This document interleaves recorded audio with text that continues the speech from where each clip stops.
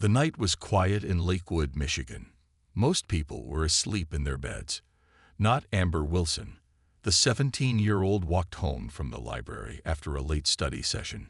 She checked her watch. It was almost midnight. Her parents would worry if she didn't get home soon. Amber looked up at the sky. Stars filled the darkness above. Then she noticed something strange. Bright lights moved in patterns no airplane would make. She stopped walking and stared. The lights grew bigger and brighter. "That's weird," she whispered to herself. At first, she thought it might be a helicopter or a drone, but the lights made no sound. They just hovered there, getting closer. The largest light moved directly above her. Amber felt a strange tingling on her skin. She tried to run, but her feet wouldn't move. Fear gripped her as a blue light shot down from above, surrounding her completely. "Help!" she screamed, but no one was around to hear. The blue light pulsed once, twice, and then Amber Wilson disappeared from Earth. She wasn't the only one. That same night, Olivia Martinez stepped into her backyard in Phoenix to look at the stars. The blue light took her too. In Portland, Michelle Grant was camping with friends when she walked away to find a bathroom. She never returned to the campsite. Morning, reports flooded police stations across the country. Girls missing without a trace. No signs of struggle. No evidence left behind. Just empty spaces where young women once stood. Police Chief Frank Harris of Lakewood rubbed his tired eyes. "This doesn't make sense," he said to his deputy. 57 missing persons reports in one night. All young women between 16 and 24. He looked at the map on his wall. Red pins marked each disappearance. "It's not just here," his deputy said. "It's happening everywhere.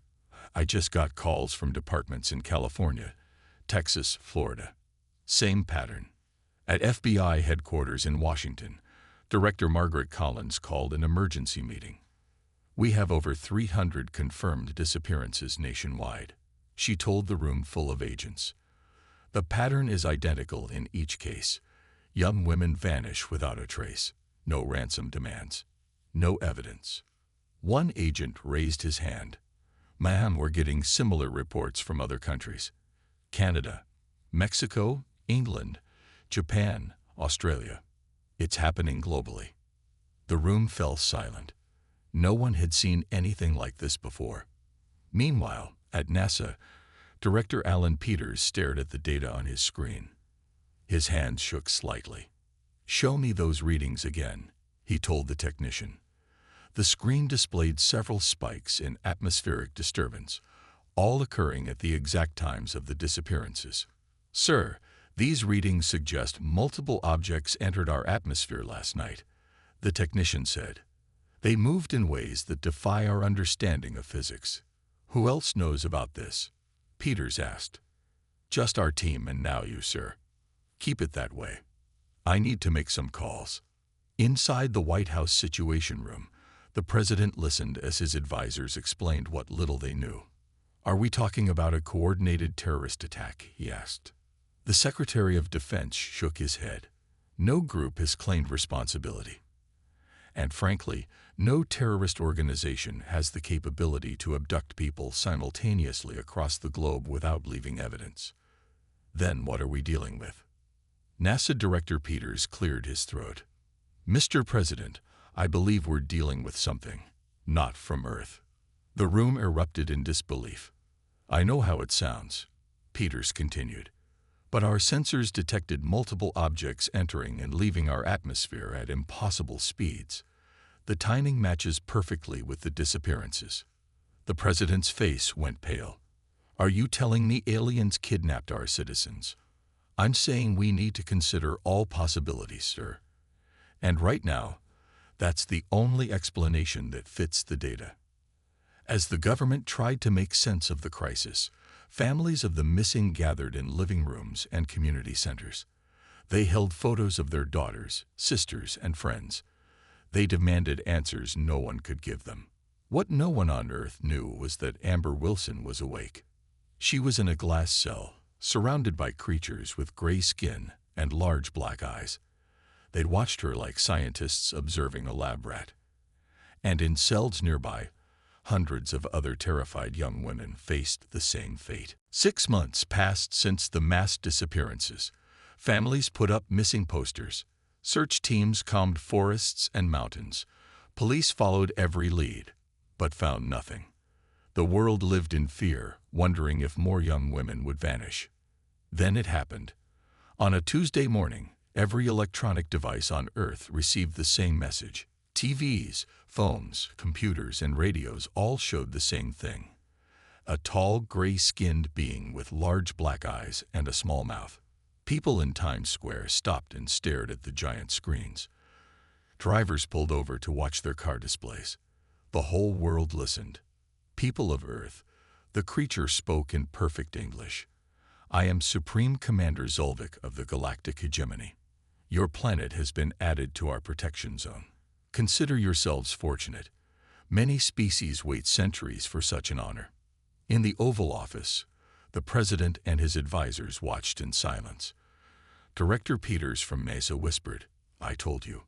Zolvik continued his message. "Some of you have noticed our collection process. This is standard procedure for all new species we discover." A reporter from CNN managed to establish two-way communication. "You mean the missing women? You took them?"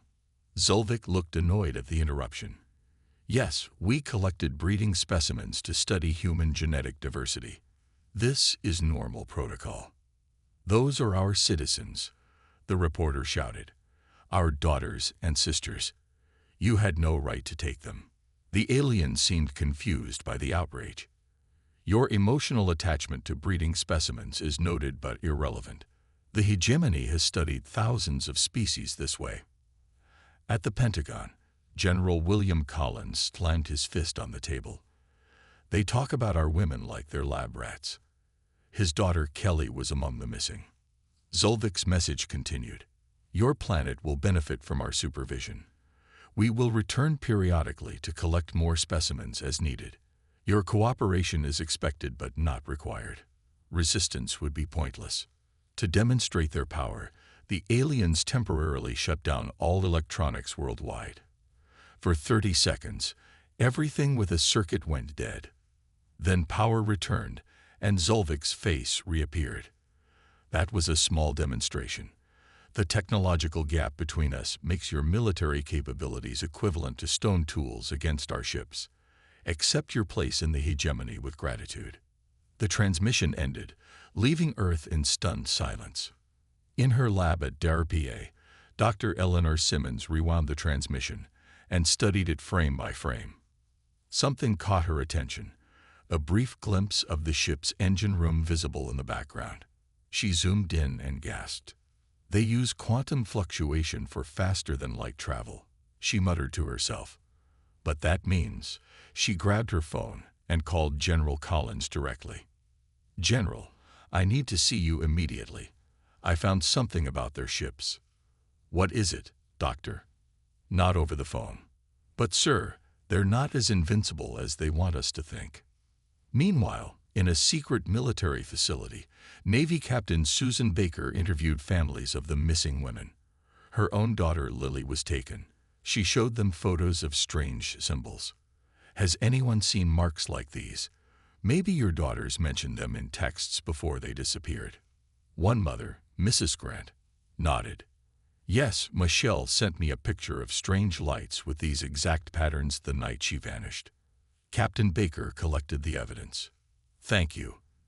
This helps more than you know." Later that day, world leaders gathered for an emergency United Nations session. Some suggested appeasement. Others wanted to fight, even against overwhelming odds. The Chinese representative spoke first. "We have nearly 2 billion people. Even with superior technology, they cannot stand against such numbers." "Numbers mean nothing," the French president countered. "Their weapons could destroy cities in seconds." As the debate continued, a message arrived from Dr. Simmons to all leaders. "Do not reveal our intentions. Let them believe we are defeated. We have found their weakness."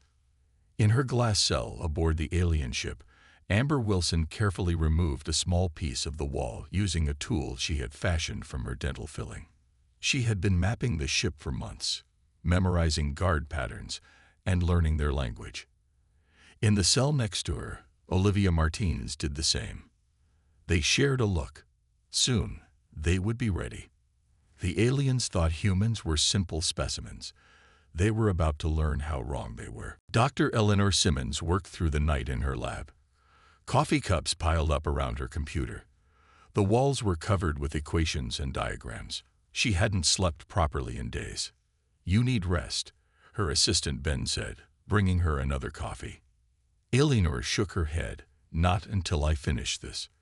The hegemony ships use quantum fluctuation for travel. It makes them fast, but it also creates a weakness." She pointed to a simulation on her screen. It showed a hegemony ship's engine core. "See this? Their faster-than-light drive creates a specific energy pattern. If we can generate the opposite pattern and aim it at their ships, we could disable their engines completely." Ben looked skeptical. "But their technology is centuries ahead of ours." Eleanor smiled for the first time in weeks. "That's what they want us to believe. But their arrogance blinds them. They never expected to find resistance, so they never developed proper defenses." At the Pentagon, General Collins met with military leaders from around the world. The room was tense. On the table lay pieces of alien technology recovered from abduction sites. "Dr. Simmons believes we can fight back," Collins said. "But we need to move quickly and secretly. The hegemony must think we've accepted defeat." The Russian general examined a small silver device. "How did you get these alien artifacts?" "Captain Baker's team has been collecting evidence from abduction sites," Collins explained. "Small pieces the aliens overlooked or dropped. Each piece tells us something new about their technology." Captain Susan Baker entered the room carrying a tablet. Her eyes were red from lack of sleep.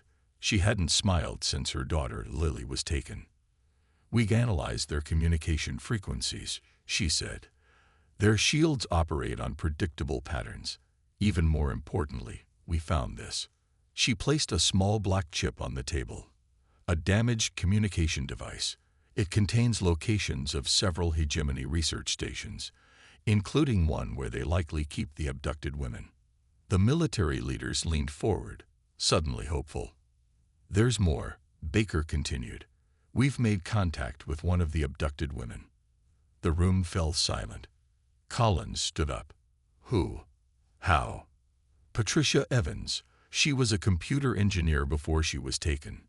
Somehow she managed to hide a modified smartphone during her capture.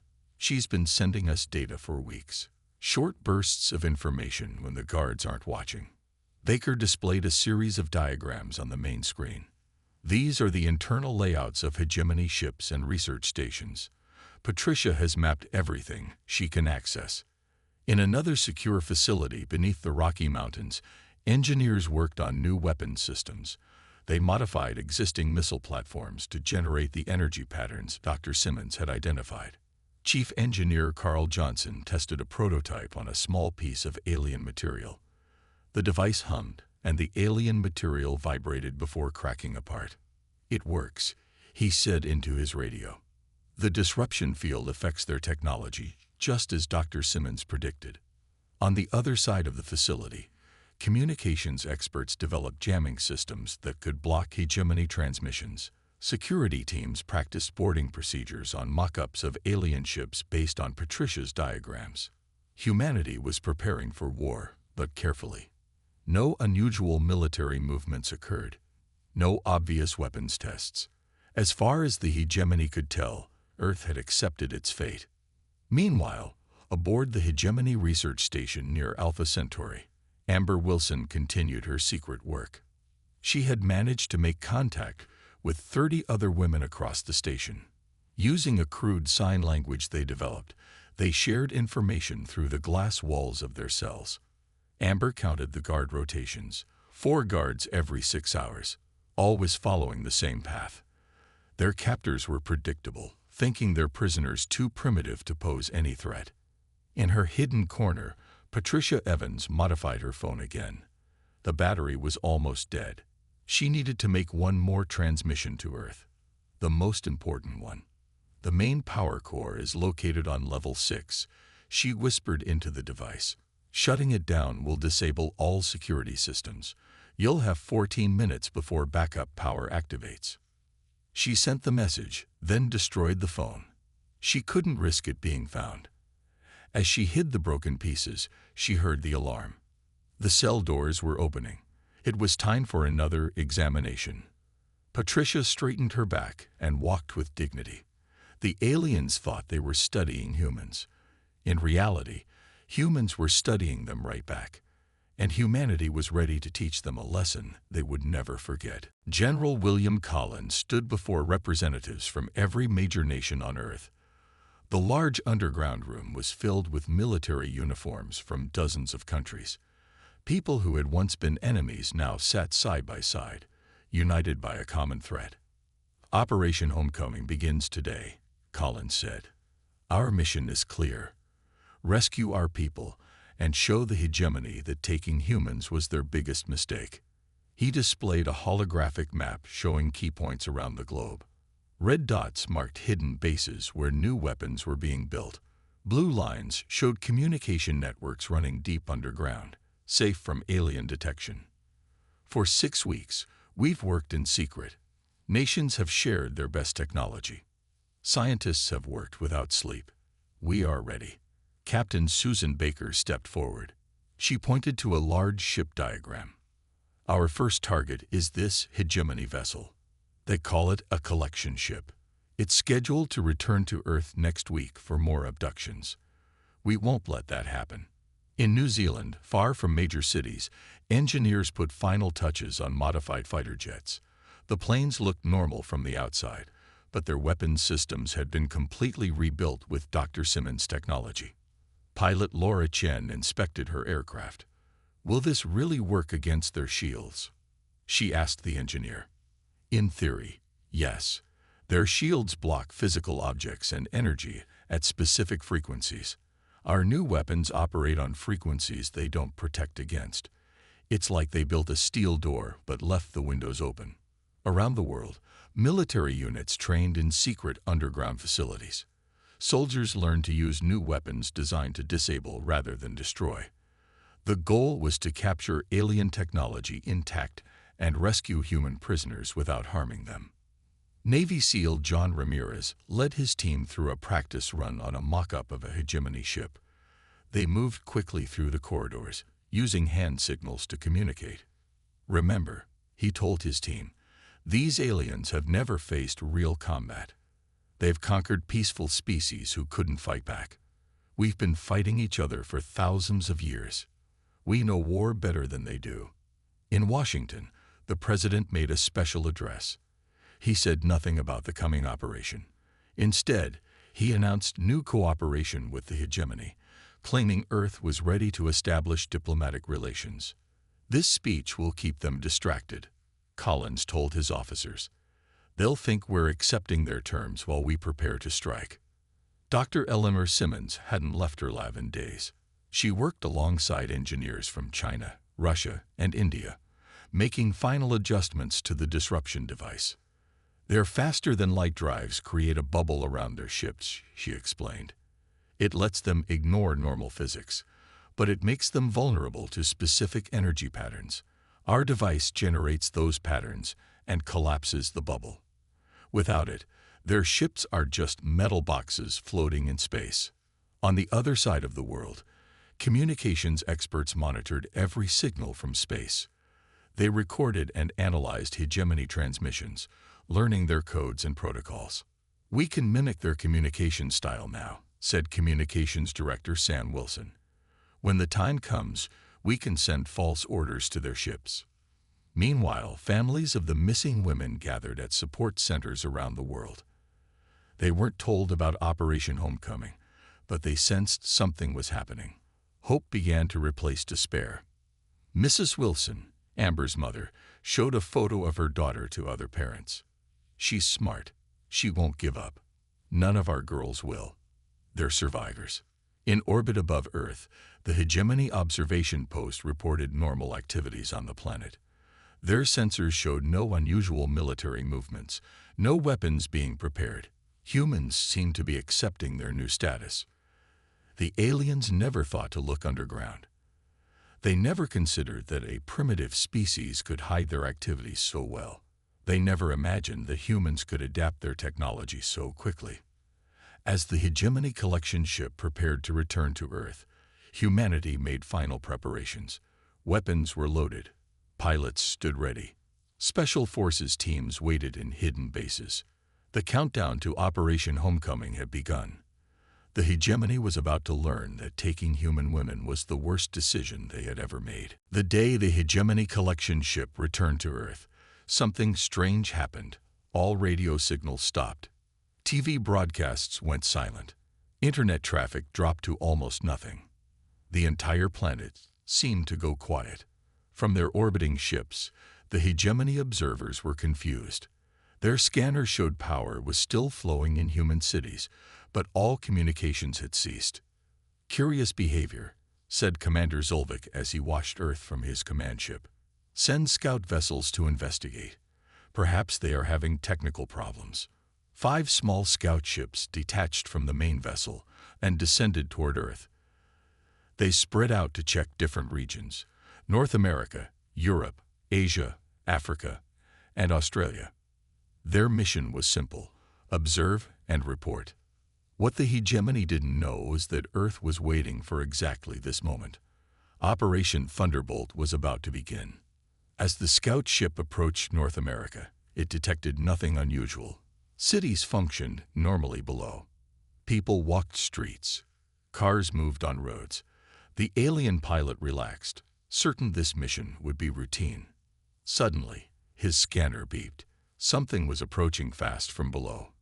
Before he could react, his ship was hit by an invisible wave of energy. All systems flickered and died. The ship began to fall. The same scene played out across the globe. Each scout ship was targeted by specialized weapons firing from hidden locations. The weapons didn't destroy the ships. They simply disabled their systems using the exact frequency Dr. Simmons had discovered.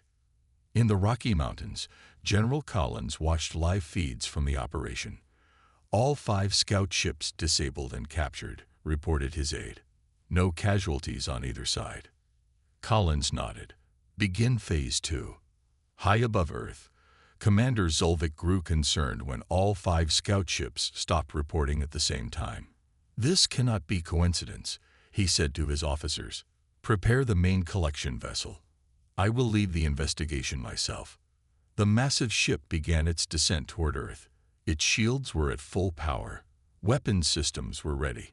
Zolvik expected no real resistance, but he was cautious by nature. What he didn't expect was what happened next. As his ship entered Earth's atmosphere, a coordinated attack began. Dozens of fighter jets appeared from hidden mountain bases. They fired special missiles that passed right through the alien shields, as if they weren't there. "Impossible," shouted Zolvik as alarms blared across his ship. "How are they penetrating our shields?" The human weapons didn't aim to destroy the ship. Instead, they targeted specific systems: engines, weapons, communications. Within minutes, the mighty collection vessel hung helpless in the sky. From a stealth aircraft nearby, Captain Susan Baker gave the final order: deploy boarding teams. Special forces teams that had trained for this moment launched from their aircraft. Using equipment reverse-engineered from captured alien technology, they cut through the hull of the disabled ship and entered. Inside, the aliens were in chaos. Their security forces had little combat experience. They had never faced a determined enemy on their own ship.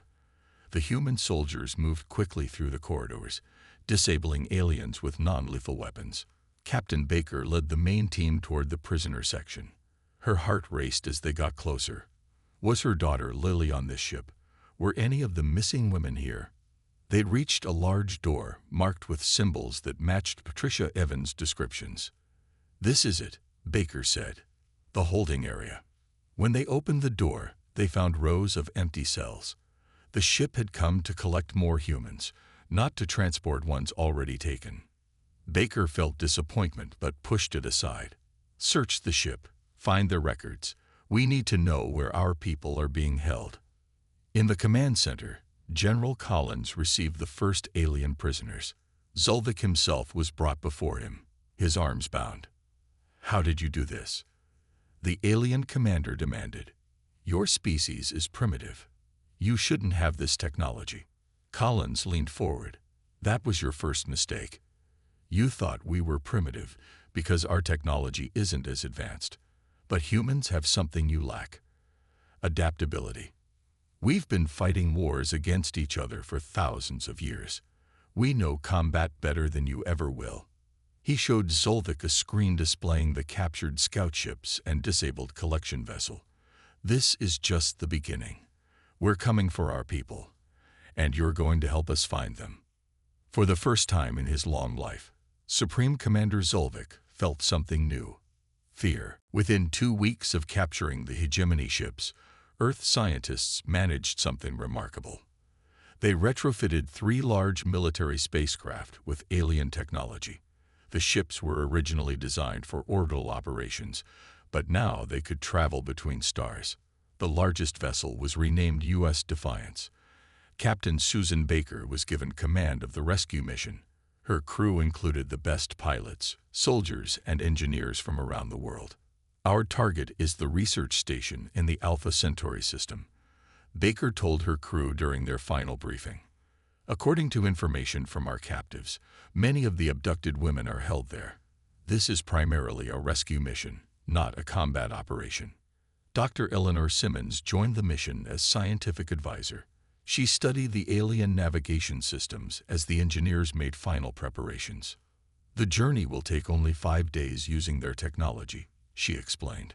Without it, it would have taken thousands of years to reach Alpha Centauri. As the Defiance prepared for launch, General Collins interrogated Supreme Commander Zolvik. The alien remained defiant at first, refusing to share information about his empire's defenses. You've had some success against a small collection ship, Zolvik said, but the hegemony spans thousands of worlds. You cannot hope to stand against our full might. Collins showed Zolvik videos of humans studying and improving hegemony technology. We learn fast. Every day we understand your systems better. Soon we'll improve them beyond what you thought possible. For the first time, uncertainty showed in Zolvik's large black eyes. The Defiance launched at night, rising silently from its hidden base. The ship accelerated past the moon and then activated its faster-than-light drive. The stars blurred, and Earth vanished behind them. Baker gathered her crew on the bridge. Many of you have loved ones among the missing. We all have someone we're fighting for. Remember your training. Remember why we're here. 5 days later, the Defiance dropped out of faster-than-light travel near Alpha Centauri. The research station orbited the system's 3rd planet. It was larger than they expected, a massive ring-shaped structure with dozens of docking ports. Scan for defenses, Baker ordered. Lieutenant Ryan Green checked the sensors. Minimal defenses, Captain. They never expected anyone to come here. They have standard shields but only a few weapon systems. Baker nodded. Just as Patricia Evans reported, send the false authorization codes. The communications officer transmitted codes taken from Zolvik's captured ship. The station accepted them without question. Now they could approach without raising alarms. Launch the EMP satellites, Baker ordered. Small drones detached from the Defiance and positioned themselves around the station. When activated, they would temporarily disable all systems, giving the rescue teams time to board. As they approached, Baker addressed her boarding teams. Remember, these women have been captives for months. They'll be frightened and possibly injured. Move quickly but gently. Our goal is to bring everyone home. The EMP satellites activated simultaneously. The station's lights flickered and died. Backup systems tried to engage but were quickly overwhelmed by secondary pulses. 14 minutes until their systems recover, Dr. Simmons reminded them. Every second counts. Boarding shuttles launched from the Defiance, carrying Special Forces teams to different sections of the station. They cut through airlocks and entered the darkened corridors. Night vision equipment showed the way as they moved deeper into the structure. Captain Baker led the team heading for the main research section. They encountered confused aliens in the corridors and quickly subdued them with non-lethal weapons. When they reached the central laboratory, what they found shocked even the hardened soldiers. Hundreds of glass cells lined the walls, each containing a human woman. Medical equipment surrounded each cell, monitoring and recording data. "Get them out," Baker ordered, her voice breaking. All of them. As they began opening cells, Baker searched for her daughter Lily. She moved from cell to cell, checking each frightened face. Then she saw her, thin, pale, but alive. "Mom," Lily whispered as the cell opened. "How did you find us?" Baker pulled her daughter into her arms. "We never stopped looking." As the rescue teams worked, they discovered something else. Not all the abducted women had survived. Some cells contained only medical reports describing terminated specimens and failed research subjects. Baker's joy at finding her daughter turned to cold fury. The hegemony would pay for this. The rescue mission had just become something more. The first battle in a war that would shake the foundations of the galaxy. News of the successful rescue mission spread quickly through the hegemony. For the first time in their long history, a primitive species had not only resisted them, but had actually attacked a hegemony facility and won. The Hegemony Council was shocked and outraged. "This cannot stand," declared High Counselor Vrax to the assembled leaders. "The humans must be punished for their defiance. I am dispatching the Imperial fleet to Earth immediately." The Imperial fleet was the pride of the hegemony. 500 warships with weapons capable of destroying entire cities. They had never been defeated in battle. The fleet commander, Admiral Krozek, was confident as he prepared his ships. "These humans have been lucky so far," he told his officers. "They caught us unprepared. But now we will show them the true might of the hegemony." What Krozak didn't understand was that every passing day made humanity stronger. Engineers studied captured alien technology and quickly adapted it for their own use. Earth scientists improved upon alien designs, making them more efficient. Most importantly, the rescued women provided invaluable intelligence. During their captivity, they had observed hegemony procedures and technology firsthand. Now they shared everything they had learned. Amber Wilson, one of the first abducted, now worked with military intelligence. "The hegemony has ruled for so long that they've grown lazy," she explained to General Collins. "Their battle tactics haven't changed in centuries. They always attack in the same formation, using the same strategies." "How do you know this?" Collins asked. "They talked freely in front of us," Amber said. "They thought we were too primitive to understand their language or technology. But we learned. We watched. We remembered everything." The rescued women formed a special advisory group called the Observers. Their insights proved crucial for the coming battle. They knew the hegemony's weaknesses better than anyone. Meanwhile, Earth prepared for the Imperial fleet's arrival. But they wouldn't fight as the hegemony expected. General Collins gathered his top commanders to explain the strategy. "The hegemony expects us to defend Earth directly," Collins said. "We won't. Instead, we'll use what they never expected us to have: space mobility." The plan was daring. Rather than wait for the hegemony to attack Earth, human ships would strike the Imperial fleet's supply lines and communication hubs. They would fight an asymmetric war across multiple star systems. "We can't match their numbers," Collins explained. "But we don't need to. We just need to hit them where they're vulnerable and keep moving." Earth launched dozens of small, fast ships equipped with the improved faster-than-light drives that Dr. Simmons had developed. These ships could jump in and out of systems quickly, attacking and disappearing before the hegemony could respond. Captain Susan Baker commanded one such ship, the Swift Justice. Her daughter Lily served as intelligence officer, using her knowledge of hegemony protocols to identify targets. Their command ships always follow the same communication patterns, Lily explained to the crew. We can track them by monitoring these specific frequencies. When the Imperial fleet entered the Sol system, they found Earth seemingly undefended. Admiral Krozak was suspicious but pleased. They've realized resistance is futile, he told his officers. Prepare planetary bombardment as a lesson to other primitive worlds. But as his ships moved into formation, they suddenly lost contact with their support vessels. Unknown to Krozak, human ships had jumped into position behind his fleet and disabled his supply ships one by one. Then came reports of attacks on hegemony outposts in nearby star systems. Communication relays went dark.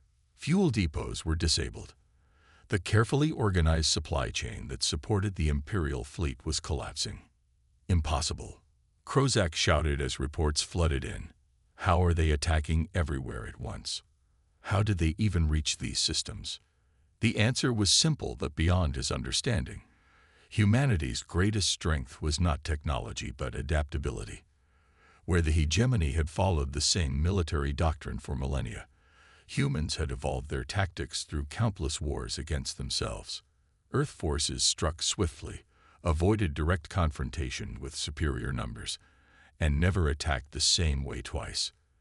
The hegemony, used to enemies who followed predictable patterns, could not adapt to humanity's constantly changing strategies. As Admiral Krozak struggled to respond to the unexpected attacks, he received a direct communication from Earth.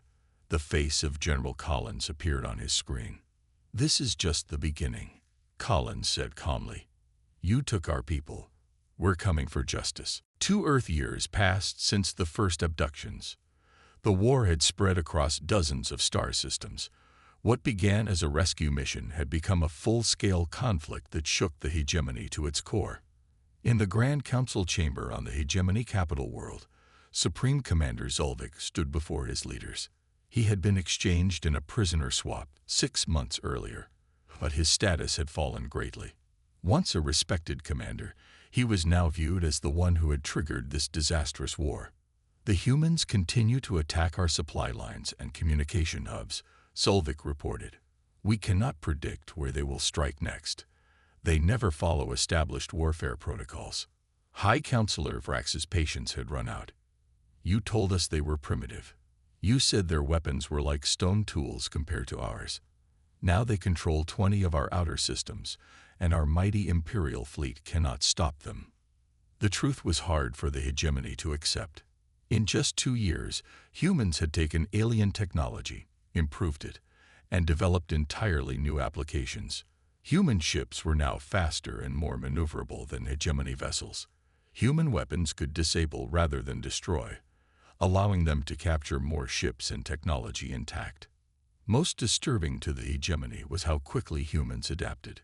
Each time the aliens developed a new defense, humans found a way around it within days.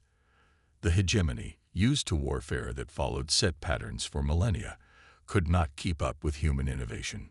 In Earth's unified command center, General Collins received the message he had been waiting for. The hegemony was requesting peace talks. "They're finally ready to negotiate," he told his officers. "They've realized this war will only end one way." Captain Susan Baker, now Admiral Baker, had led many of the most successful missions against the hegemony. She stood beside the general as he read the terms Earth would demand. Full reparations for all abducted humans. Trial of those responsible for mistreatment and deaths. Recognition of Earth's sovereign space throughout our solar system. And a seat on the Galactic Council. Some officers thought the demands too harsh, others not harsh enough. But all agreed on one thing: the hegemony must never threaten Earth again. 1 month later, the formal surrender ceremony took place aboard the U.S. Defiance, the very ship that had led the first rescue mission. Admiral Baker represented Earth while Supreme Commander Zolvik represented the hegemony. As Zolvik signed the peace treaty, Baker asked the question many humans wanted answered: "Why did you underestimate us so severely?" Zolvik looked tired. His once proud posture was now stooped. "We judged your advancements solely by your technology. We saw your rockets and satellites and thought you primitive. We failed to see what truly makes humans dangerous, your adaptability and unity when threatened." He looked around at the ship, which now contained technology far beyond what the hegemony had provided. "In 2 years, you've accomplished what took other species centuries. The hegemony has existed for 50,000 years, yet we never faced anything like humanity." The Galactic Council was reorganized with Earth given representation. Dr. Eleanor Simmons, whose discoveries had made the victories possible, became Earth's first ambassador. Her first act was to establish fair protocols for contact with newly discovered civilizations. The women who survived abduction formed an elite diplomatic and military corps, specializing in extraterrestrial relations. Their first-hand experience with alien cultures made them invaluable as humanity took its place among the stars. Amber Wilson led this new organization. 3 years after her abduction, she addressed the United Nations on Earth Day. "The hegemony took us because they thought we were weak. They saw our technology and assumed we were primitive. But humanity's strength never came from our machines. It came from our hearts and minds, our ability to adapt, and our unwavering determination to protect our own." She looked out at the delegates from every nation on Earth, once enemies, now united. "The stars are no longer beyond our reach, and any force that threatens us will face the full measure of human resolve. The galaxy has learned a valuable lesson: never underestimate humanity, and never, ever take our people." As Amber finished speaking, the chamber erupted in applause. Outside, the night sky was filled with stars. But now those stars didn't seem distant or unreachable. They were new frontiers for a united humanity to explore. And this time, they would be ready for whatever waited beyond.